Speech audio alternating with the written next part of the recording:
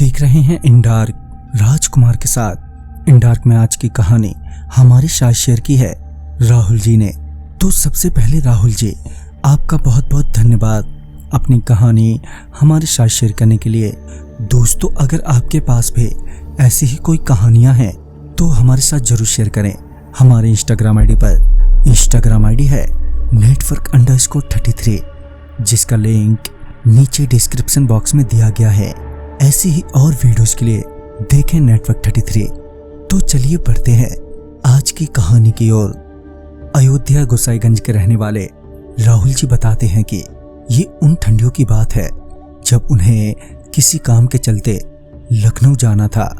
उनकी ट्रेन, जो कि बलिया छपरा एक्सप्रेस थी, रात के 2:30 बजे की। चूंकि स्टेशन घर से महज 500 मीटर की दूरी पर ही था तो ज्यादा टेंशन नहीं थी। देर रात मेरा भाई और मेरा एक दोस्त मुझे स्टेशन छोड़ने के लिए निकले। तभी मेरे छोटे भाई ने कहा, क्यों ना खेत के रास्ते जो ट्रैक स्टेशन की ओर जाता है उधर से ही चलते हैं और जल्दी भी पहुंच जाएंगे।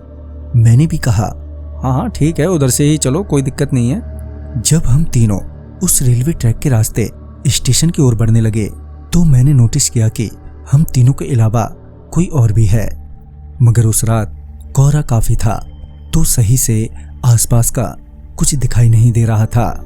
हम तीनों बात करते हुए आगे ही बढ़े जा रहे थे, मगर अब मुझे थोड़ी घबराहट होने लगी थी।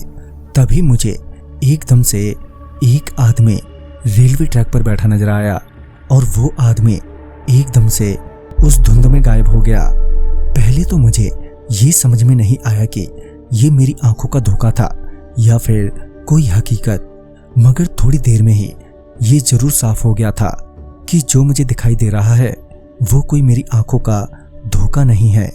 वो साया अब कभी मेरे आगे तो कभी मेरे पीछे मुझको दिखाई देता। मेरा भाई और दोस्त अभी भी इस बात से अनजान थे और बड़े आराम से चले ही जा रहे थे।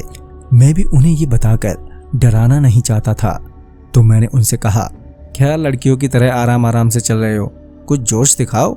मैंने इतना कहा ही था कि वो दोनों जोश में आ गए। अब हम लोग तेजी से आगे जाने लगे।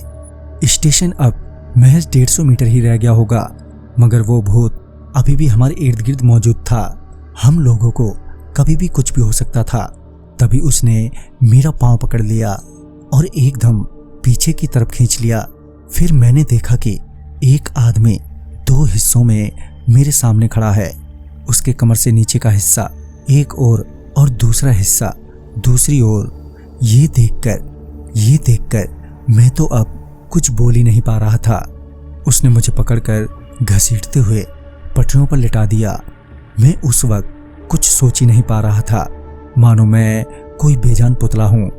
मगर मेरी किस्मत अच्छी थी कि तभी मेरा भाई और दोस्त के साथ स्टेशन के पास हमारे जान पहचान वाले गार्ड भैया के साथ वहां समय रहते पहुंच गए।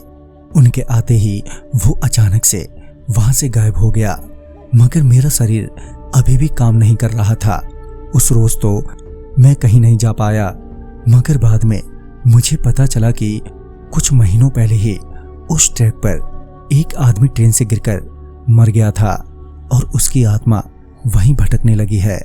मैं कुछ हफ्तों में ठीक तो हो गया और सब कुछ सामान्य भी हो गया, मगर अब हम दिन में भी उस रेलवे ट्रैक का रास्ता नहीं लेते हैं। तो दोस्तों, इस कहानी में बस इतना ही।